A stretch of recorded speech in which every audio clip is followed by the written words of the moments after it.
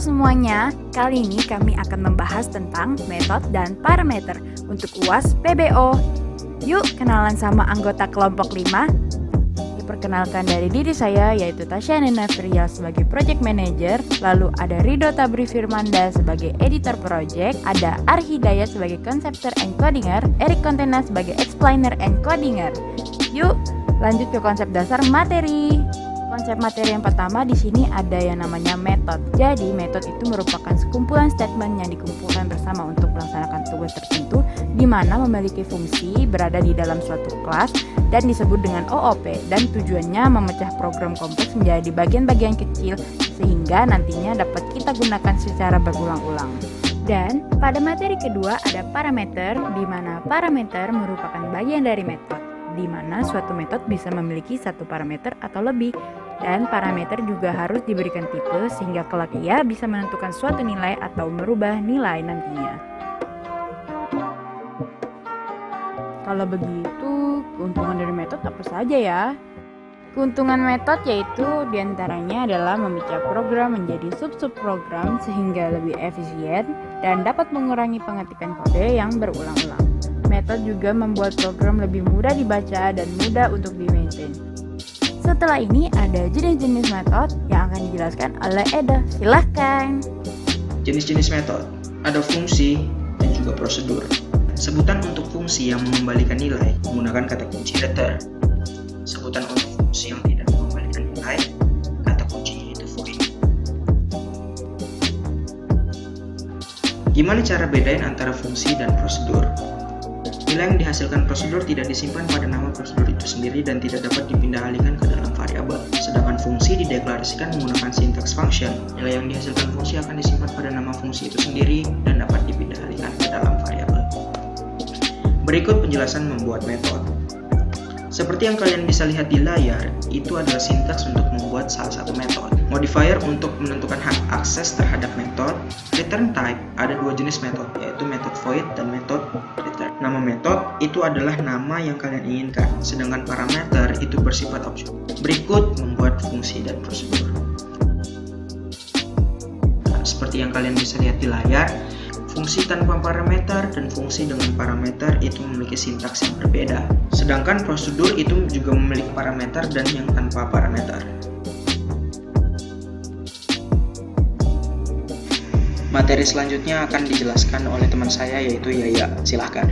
Oke, seperti yang kita ketahui bahwa metode itu ada dua jenis. Yang pertama adalah prosedur, kemudian yang kedua adalah fungsi. Yang ini merupakan sebuah contoh dari prosedur tanpa menggunakan parameter.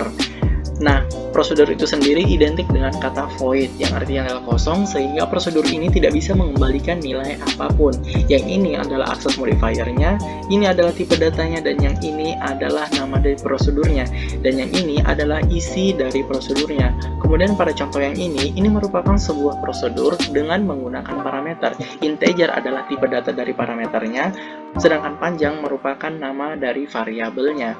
Nah, metode void ini sendiri itu sering kita gunakan untuk memberikan nilai pada suatu variabel, atau yang lebih sering kita kenal dengan istilah setter. Kemudian yang kedua adalah fungsi. Dari keempat contoh ini merupakan sebuah fungsi tanpa menggunakan parameter. Nah, fungsi ini memiliki ciri khas, yaitu memiliki kata return atau buat mengembalikan nilai.